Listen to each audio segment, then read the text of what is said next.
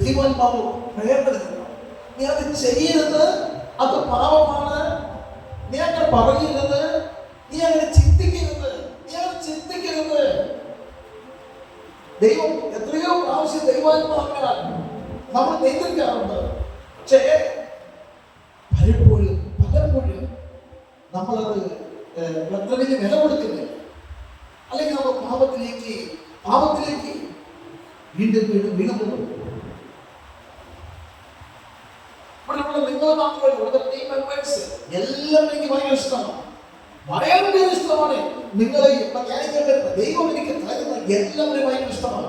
ഇവിടുത്തെ വൈദികരെ ഭയങ്കര ഇഷ്ടമാണ്, ഇവിടുത്തെ പ്രേക്ഷകർ എനിക്ക് ഭയങ്കര ഇഷ്ടമാണ്. നമുക്ക് ഒത്തുപിടിക്കുന്ന ഒരു നിഷ്കളങ്കൻ ഇപ്പൊ പാട്ടുപാടിയ സഹായിച്ച മകളുടെ ഹസ്ബൻഡ് ഞാനിങ്ങനെ പ്രൊമോട്ട് ചെയ്തുകൊണ്ടിരിക്കുക. പറഞ്ഞിട്ടില്ലല്ലോ, ചെറിയ ഒരു പാവമാണ്, നിഷ്കളങ്കനാണ്. അവളെക്കാൾ അവൾ മോശം നല്ലല്ലോ. അങ്ങനൊരു നല്ലൊരു മനസ്സ് ഞാൻ കൊണ്ടുവരുന്നത്. ഞാനതിനെ കൊണ്ടുവരണം, എങ്ങനെ ഉയർത്തണം, ഇവനിങ്ങനെ പൊക്കി കൊണ്ടുവരണം. അത് നിങ്ങളോട് പറയും. ഒരു ദിവസം അവൻ പ്രാർത്ഥിച്ചപ്പോ കണ്ടുകൊണ്ടിരിക്കുകയാണ്. അയ്യോ, അത് പറയാം, അത് ത്രികേസായിപ്പോയി അല്ലേ. അയ്യോ, ഞാനത് ചിന്തിച്ചില്ല. കുറെ വൈദികർ നേരത്തെ പറഞ്ഞാലോ, പിന്നെ ഇപ്പൊ പറയാം. കുറെ വൈദികരുടെ കൂട്ടത്തില് കുർബാന വസ്ത്രം അണിഞ്ഞ കുറെ വൈദികരുടെ കൂട്ടത്തില് ബ്രദർ നമ്മൾ നടക്കണ കേസല്ല. പക്ഷെ ബ്രദർ അവൻ കാണുകയാണ് കുർബാന വസ്ത്രം ഇട്ടുകൊണ്ട് ആ വൈദികരുടെ നടുവിലൂടെ അല്ലെങ്കിൽ അവരുടെ കൂട്ടത്തില് നമ്മുടെ ബ്രദർ നിൽക്കുന്നു. ഭാര്യ എടി കരയിൽ പിടിക്കുക, എനിക്കിപ്പോ ബ്രദറിനെ കാണാം, തലമുടി ബഹളമാ. ഞാൻ കണ്ടുപിടി നമ്മുടെ ബ്രദർ കുർബാന വസ്ത്രം ഇട്ടുകൊണ്ട് കുറെ അച്ഛന്മാരുടെ ഇടയിൽ നിൽക്കുന്നു. കരടിക്ക് ഭയങ്കര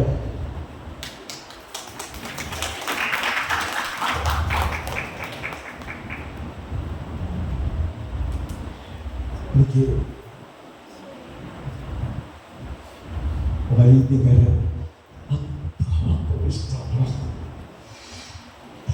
എത്രമാത്രം ഇഷ്ടമാണ്, വൈദികരെ അതുപോലെ ബഹുമാനിക്കാൻ അങ്ങനെ സ്നേഹിക്കുവാൻ സാധിക്കുമോ? വൈദികരെല്ലാം അത്രമാത്രം ഇഷ്ടം. എനിക്ക് ചില സമയത്തൊക്കെ എനിക്ക് ചിലപ്പോഴൊക്കെ കൈ തൊടാൻ സാധിക്കാറുണ്ട്, ഒന്ന് തൊടാൻ സാധിക്കാറുണ്ട്. എന്തുകൊണ്ട് വൈദികരെ അങ്ങനെ സ്നേഹിക്കുന്നു? നമ്മളൊക്കെ വിധി എഴുതാറില്ലേ, ആ അച്ഛൻ അങ്ങനെയാണ്, ഈ അച്ഛൻ എങ്ങനെയാണെന്ന്, ആ അച്ഛൻ അങ്ങനെയാണ്, ഈ അച്ഛൻ എങ്ങനെ നമ്മൾ വിധി എഴുതാറുണ്ട്. എന്നെ കേൾക്കുന്ന മോനെ മോളെ, നമ്മളൊന്ന് ചിന്തിച്ചു നോക്കിക്കേ. മനുഷ്യരായി നമ്മൾ ഒന്നിനും ഗുണമില്ലാത്ത നമ്മൾ പല വൈദികരെയും കുറ്റപ്പെടുത്തുന്നു. അത് അങ്ങനെയാണ്, ഇതെങ്ങനെയാണെന്ന്. എന്നെ കേൾക്കുന്ന മോനെ മോളെ, ഈശ്വരൻ ഏതൊരു വൈദികനും എത്രമാത്രം വില കൊടുക്കുന്നു എന്ന് ഞാൻ നിങ്ങൾ മനസ്സിലാക്കിയിട്ടുണ്ടോ? ഞാൻ നിങ്ങൾ മനസ്സിലാക്കിയിട്ടില്ല. കാരണം ദൈവത്തിന് ഒരിക്കലും തെറ്റുപറ്റില്ല.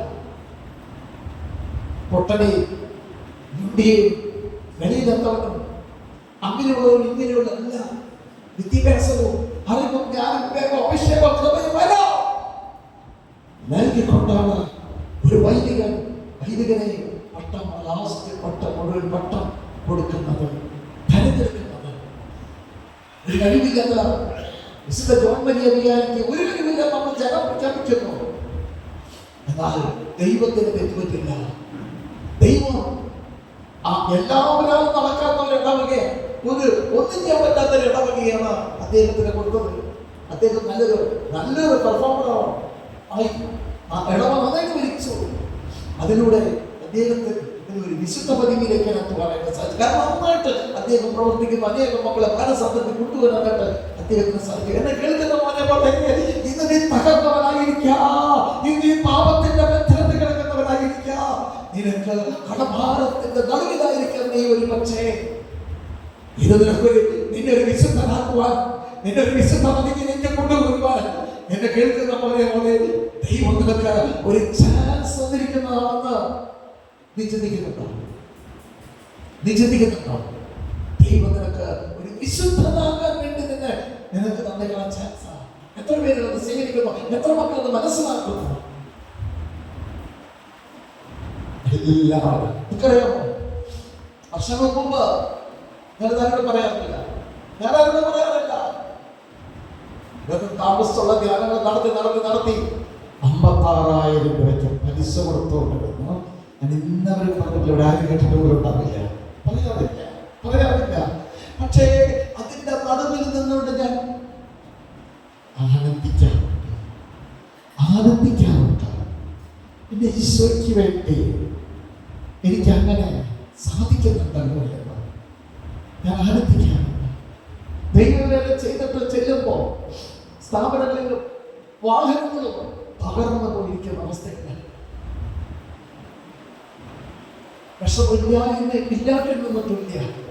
ഇല്ലാതിരുന്നിട്ടൊന്നുമില്ല. പക്ഷെ എന്റെ കർത്താവിനെ ഞാൻ വിട്ടിട്ടില്ല, എന്റെ ദൈവത്തെ ഞാൻ വിട്ടിട്ടില്ല. ഒരാഴ്ച ദൈവവേല ചെയ്തിട്ട് തിരിച്ച് ഞാൻ എന്റെ പ്രസ്ഥാനങ്ങളിലേക്ക് ചെല്ലുമ്പോ അത്ര നല്ല സുഖമുള്ള കാര്യങ്ങളല്ല ചിലപ്പോൾ ചില സമയം. കാരണം ഒരുപാട് പിശാചുകളെ നിർഭീതമാക്കിക്കൊണ്ട് അവനെ പറഞ്ഞു വിട്ടിട്ട് ചെല്ലുമ്പോ അവൻ ബന്ധിക്കുന്നുണ്ട്, നിരന്തരം ബന്ധിക്കും.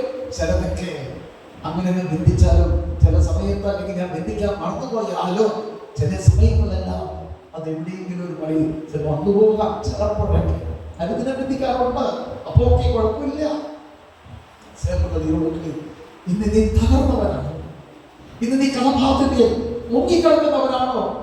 നീ നിന്റെ ഭർത്താവിനെ കുറ്റം പറയും, നിന്റെ ഭാര്യയെ കുറ്റം പറയും, നിന്റെ മക്കളെ കുറ്റം പറയും, നിന്റെ മാതാപിതാക്കളെ കുറ്റം പറയുന്ന ഒരു മോനമോളില്ലേ?